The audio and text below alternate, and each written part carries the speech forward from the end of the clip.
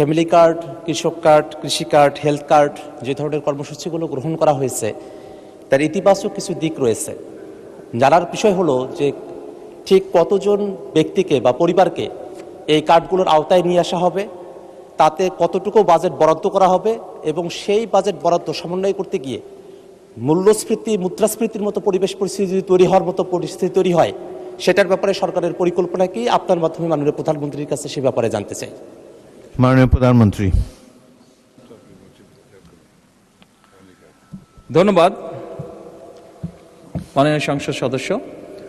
আপনি যে প্রশ্নটি করেছেন যে কতজন মানুষের কাছে আমরা পৌঁছে দেব, তাই তো, এবং মূল্যস্ফীতি হবে কিনা, বাজেট কত, স্বাভাবিকভাবে বাজেট কত এটি আমরা আপনাদেরকে এখনই বলছি না। অর্থাৎ আমরা পর্যায়ক্রমিকভাবে জিনিসগুলোকে সামনে এগিয়ে নিয়ে যাব। আমাদের এক একটি কৃষক কার্ড এবং এক একটি ফ্যামিলি কার্ডে আমরা রেখেছি কৃষক কার্ড যারা পাবেন সেই সকল কৃষক ২৫০০ টাকা পাবেন বছরে, এবং ফ্যামিলি কার্ডে যারা পাবেন তারা সে সকল নারী প্রতি মাসে ২৫০০ টাকা পাবেন। আমরা যেহেতু প্রতি মাসে এটিকে এক্সটেন্ড করতে থাকবো, অর্থাৎ অধিক সংখ্যক নারী কৃষক কার্ড পাবেন, অধিক সংখ্যক কৃষক কার্ড পাবেন। একবারে সবাইকে দিচ্ছে না, পৃথিবীর কোনো দেশের পক্ষে একবারে সেটি সম্ভব না করা। সেই জন্য প্রতি বছরই আমরা বাজেটের স্যাংশন বাড়াবো, প্রতি বছরই বাজেটে আমরা টাকা অ্যালোকেট করব, এভাবে পর্যায়ক্রমিকভাবে ধীরে ধীরে আমরা এগোবো। এবং অবশ্যই বাজেটের প্রাধান্য পাবে। এবং আপনি যেটা বলেছেন মূল্যস্ফীতি হবে কিনা, আমরা তো টাকা ছাপিয়ে দিচ্ছি না। আমরা যেহেতু টাকা ছাপিয়ে দিচ্ছি না, কাজে মূল্যস্ফীতি হবে না।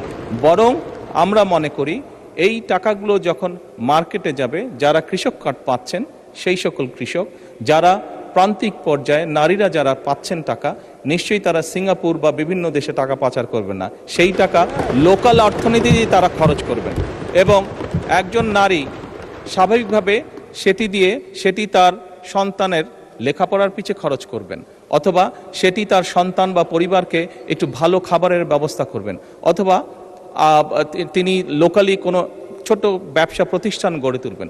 ফলে যেটা হচ্ছে, যেই টাকাটা সরকারের কাছ থেকে তার কাছে যাচ্ছে সেই টাকাটা লোকাল ইকোনমিকে শক্তিশালী করছে, লোকাল ইকোনমিতে সেটি রোটেট করছে। যেমন একজন নারী যখন সেই টাকাটি পাবেন, উনি যদি একটি মুদির দোকানে গিয়ে সদাই করেন, এরকম উনার আশেপাশে যারা সেটি পাবেন, আরও যে সকল পরিবার, আরও যে সকল নারী পাবেন, তারা সকলে যখন ওই মুদির দোকানে যাবেন, স্বাভাবিক সেই মুদির দোকানের সেল বাড়বে। সেই মুদির দোকানে যখন একজন কর্মচারী যদি এখন থেকে থাকে, 1 মাস পরে বা 2 মাস বা 3 মাস পরে সেই মুদির দোকান মালিক দেখবে যে আমার একজন কর্মচারী দিয়ে হচ্ছে না, তখন সে আরেকজন কর্মচারী নিয়োগ করবে। ফলে কি দাঁড়াচ্ছে, কর্মসংস্থান হচ্ছে, এবং সেই কর্মচারী 2 জন বেতন পাবে, তারাও গিয়ে গামছা কিনবে, লুঙ্গি কিনবে, অথবা তার সন্তানের জন্য চিপস কিনবে, অথবা একটা ছোট্ট ফ্রক কিনবে তার মেয়ের জন্য। ফলে লোকাল ইকোনমি আস্তে আস্তে স্ট্রেনদেন হবে, লোকাল ইকোনমি আস্তে আস্তে বড় হবে। কাজেই মূল্যস্ফীতি হবে বলে আমরা মনে করি না, আমাদের কোনো রিসার্চে মূল্যস্ফীতি বলে না, বরং অর্থনীতি আরও সচল হবে, অর্থনীতি আরও স্ট্রেনদেন হবে, এবং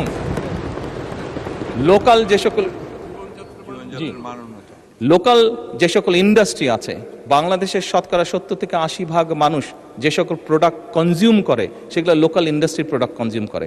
কাজে লোকাল ইন্ডাস্ট্রিগুলোকে স্ট্রেনদেন করার এটি আরেকটি উপায়, এবং তার ফলে যেটি হবে, সামগ্রিকভাবে ডিপ্রাইভ যে সকল মানুষ আছে, আমি বলছি না যে আগামী 6 মাসের মধ্যে এটি হবে, তবে ইনশাল্লাহ 3 থেকে 5 বছরের মধ্যে